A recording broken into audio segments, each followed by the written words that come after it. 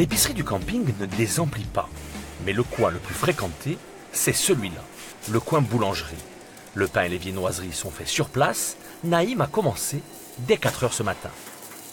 Ce matin, j'ai déjà fait presque 175. Et je peux y arriver à plus. 5-6 cartons, c'est facile. Ah ouais, donc vous faites plusieurs centaines de baguettes par jour. Oui. Et vous les vendez toutes? Tout. Le camp de vacances cherche à proposer le maximum de choses sur place. Du coup, les livraisons se multiplient pour alimenter les rayons de l'épicerie et la cuisine du restaurant. En haute saison, c'est 3 à 4 fois par semaine. J'en commande 7 aussi. Ok. Camper en 2017, vu de l'extérieur, c'est comme camper à toutes les autres époques.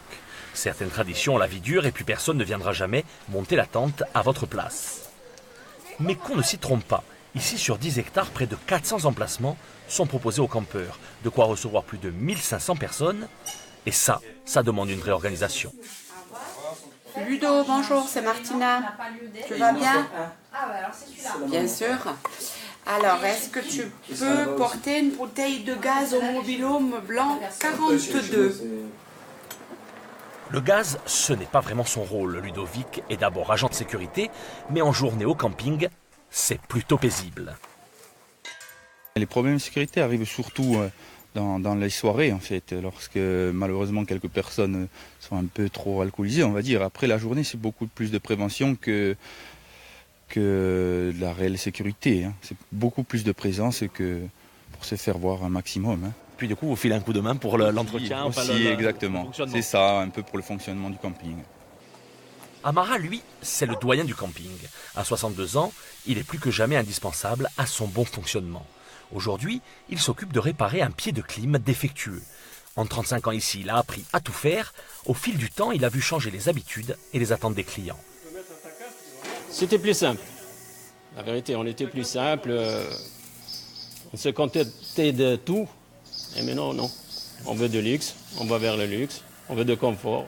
Et avant, c'était un camping, maintenant, c'est plus que ça. Parce qu'avant, on n'a que des tentes, des caravanes et tout. Maintenant, la location, les caravanes, les machins, les ceci, il y a tellement de choses à faire, c'est plus pareil. Tout est fait pour la satisfaction du client. Devant la réception, Jean-Marc est lui chargé d'accueillir les arrivants et de les faire patienter. Il faut chouchouter les nouveaux, mais ce n'est pas tout. Après, on a aussi ceux qui s'en vont. Et il ne faut pas le mettre avec les cartes et rentrer chez vous. Donc non, il faut aussi accompagner les gens dans leur départ. Ils ne sont pas sur un moment sympa non plus.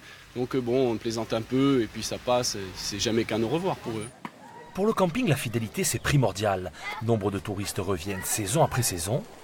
Alors, les prestations offertes, c'est une chose, mais pour la direction, la réussite est avant tout liée à une organisation sans faille et à une équipe solidaire et motivée. On essaye de laisser les gens faire leur travail sans être non plus trop derrière. On pense qu'ils sont suffisamment compétents pour savoir ce qu'ils ont à faire. Forcément, il y a des directives à avoir, mais dans l'ensemble, le fait de pas non plus étouffer les gens sur le fait de mettre trop de pression, les choses se font naturellement. C'est une grande famille en fin de compte. Le camping fête cette année ses 41 ans. Il emploie une centaine de personnes et génère plusieurs millions d'euros de chiffre d'affaires par an. Alors le camping en 2017, ce n'est plus ce que c'était, diront certains, mais une chose est sûre, le camping, ce n'est pas prêt de disparaître.